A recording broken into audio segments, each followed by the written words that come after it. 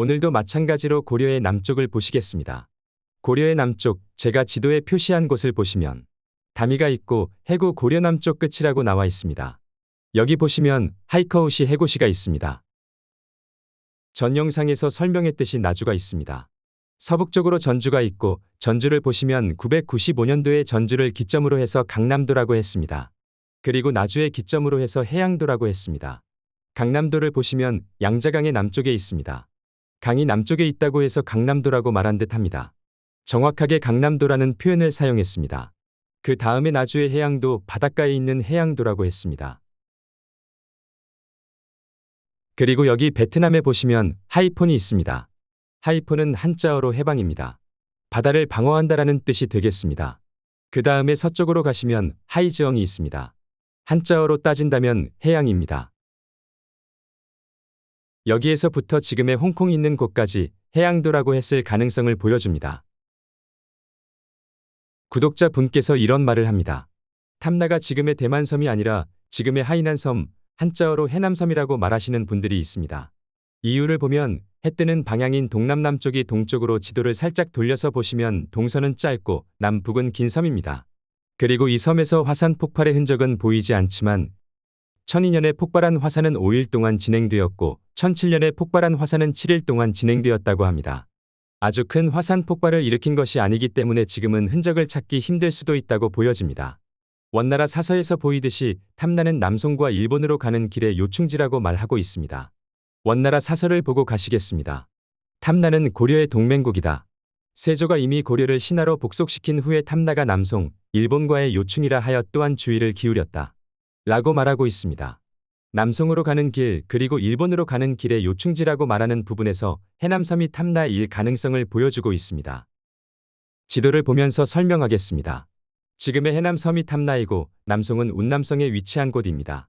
일본은 필리핀 섬으로 볼 수 있습니다. 또한 지금의 일본 열도로 볼 수도 있습니다. 일본이 필리핀 섬이라고 한다면 원나라에서 운남성으로 가는 길과 필리핀 섬으로 가는 길을 보시면 지금의 하이난 섬이 요충지가 될 수 있습니다. 이러한 점을 참고하여 지금의 하이난 섬인 해남 섬이 탐나였을 가능성이 높다라고 생각이 듭니다. 조선의 세종실록에서 탐나의 인구 수를 나타내는 사서의 내용이 있습니다. 지리지 전라도 제주목입니다. 호수가 5207호여 인구가 8324명이여 군정은 2066명이다. 라고 말하고 있습니다. 병사의 수가 2000명이라고 말하고 있습니다.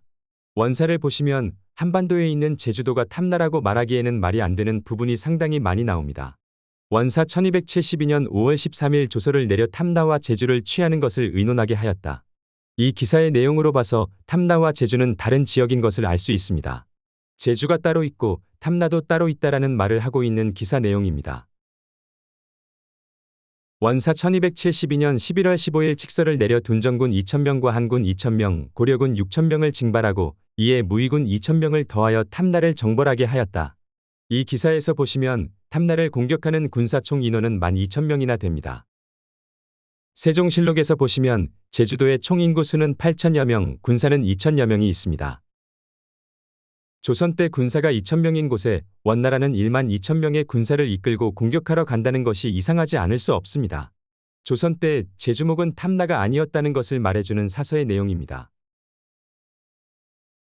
그럼 남송은 어디였을까? 제가 보는 남송은 운남성일 가능성이 높다라고 생각이 듭니다. 그리고 일본은 지금의 일본열도일 가능성이 있지만 필리핀 섬일 가능성이 높아 보입니다. 필리핀 섬에서 역사가 남아있지 않다는 것이 이상합니다. 유럽의 식민지가 되기 이전에는 일본이 아니었을까 하는 생각도 해봅니다. 그래서 남송은 지금의 운남성일 가능성 그리고 일본은 필리핀 섬일 가능성을 보면 지금의 해남섬에서 지금의 필리핀 섬, 일본으로 가는 길 그리고 베트남 북부인 해양시가 있고 그 위에 운남성의 남송이 존재했을 가능성을 본다면 지금의 하안한섬, 즉 해남섬이 탐나일 가능성이 매우 높아 보입니다. 탐나는 최초의 단모라국이라고 백제에 속한 백제의 부용국이었습니다.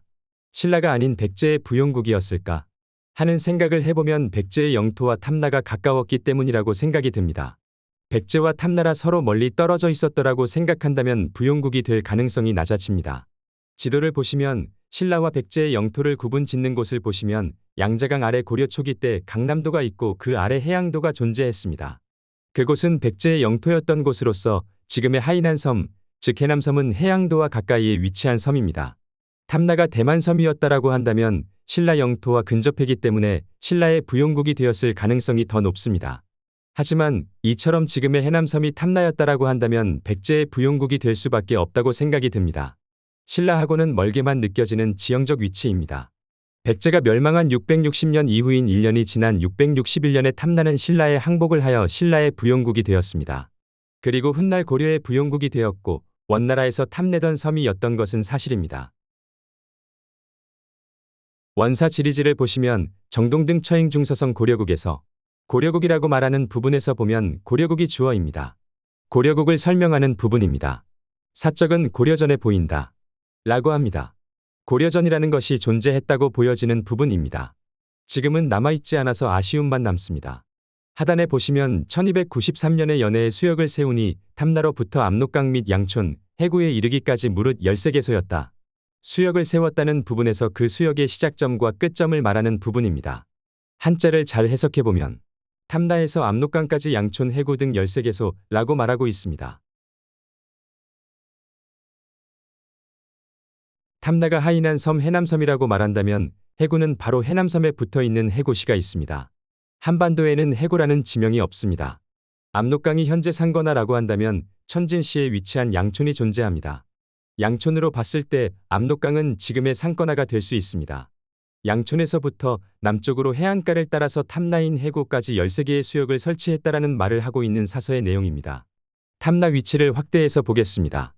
해남섬이 탐나이고 해남섬 북쪽의 하이커웃이 우리나라 말로 해구시입니다. 수역 중의 하나인 해구라고 생각되는 위치입니다. 탐나에 포함된 해구 수역이라고 보시면 될 듯합니다. 압록강 위치를 확대해서 보겠습니다. 상거나가 압록강이라고 생각하는 이유는 양촌이 상거나의 하류에 있기 때문이라고 생각이 듭니다. 압록강이 지금의 상거나가 아닐 수도 있습니다.